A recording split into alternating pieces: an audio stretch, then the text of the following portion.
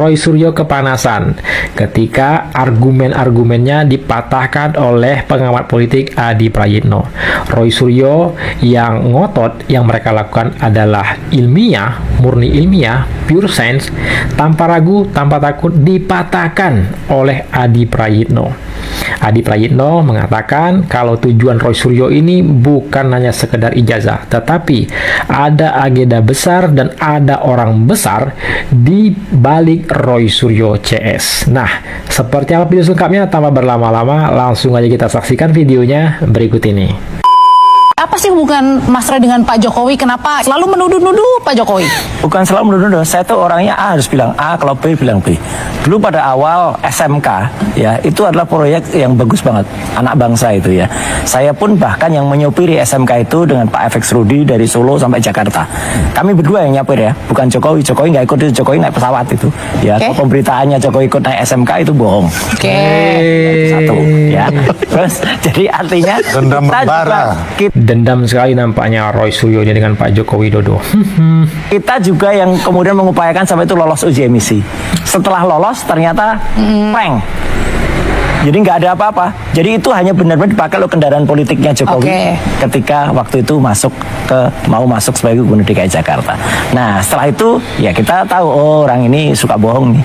Jadi kita benar-benar hati-hati. Hubungannya sampai sekarang, sama sekarang. Tambah sekarang siapapun dia, kalau dia pernah memimpin republik ini atau sedang memimpin ini, tapi ijazahnya palsu, artinya dia menipu, ya orang itu harus diadili.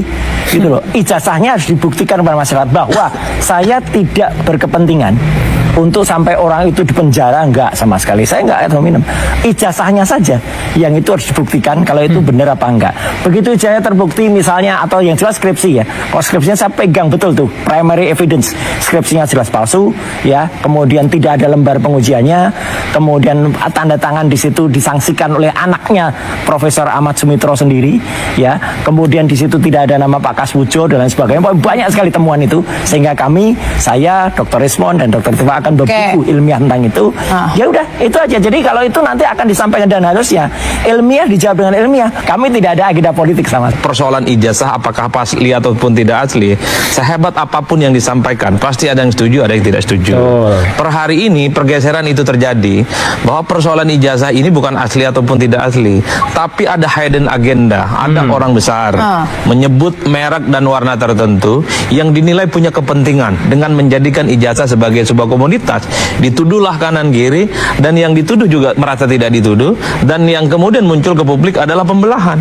Bahwa yang terjadi hari ini tidak murni hanya soal ijazah, tapi ijazah ini hanya semacam komoditas untuk membangun satu diskursus politik kepentingan-kepentingan tertentu, dan itulah yang terjadi hari ini. Jadi artinya ada yang merasa diuntungkan dan dirugikan. Kalau misalnya bagi kubunya Bang Roy, saya bicara masalah penelitian dan clear. Alah, ngeles aja kau Roy Suryo. Itu nanti akan kayak ujian lebuk, Mas. Jadi jangan tuduh saya punya agenda politik dalam soal ijazah. Ijazah palsu. Gitu. Nah, itu yang saya sebutkan. Ada kepentingan jangka panjang dan seterusnya. Barusan kita lihat selamat untuk Tom Dembong dan selamat untuk Mas Hasto, ya. Itu bukti bahwa ada niat untuk mengkriminalisasi mereka, akhirnya kalah juga. Dan terima kasih Pak Prabowo sudah melakukan itu.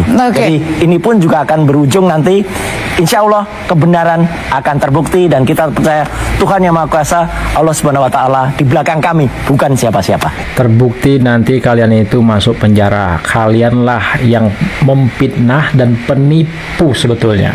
Tapi Anda tetap yakin bahwa Anda tidak berdiri di belakang siapa-siapa orang besar itu, di balik isu-isu ini? Tidak ada, makanya kami nanti ilmiah, dan insya Allah saya, Dr. Rismond dan Dr. Tifa akan membuat white paper, ya, kira-kira nanti 500 halaman.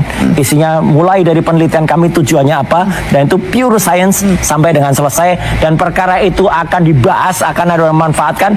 Meskipun sampai sekarang sudah di tahap penyidikan?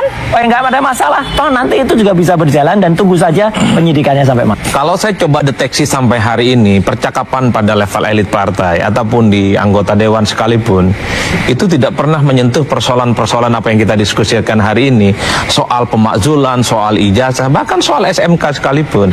Ini murni adalah para debat-debat yang kemudian muncul di luar domain elit. Misalnya, kita bisa contoh, ketika dikaitkan dengan isu pemakzulan di DPR, satupun anggota dewan di DPR nggak ada yang ngomong.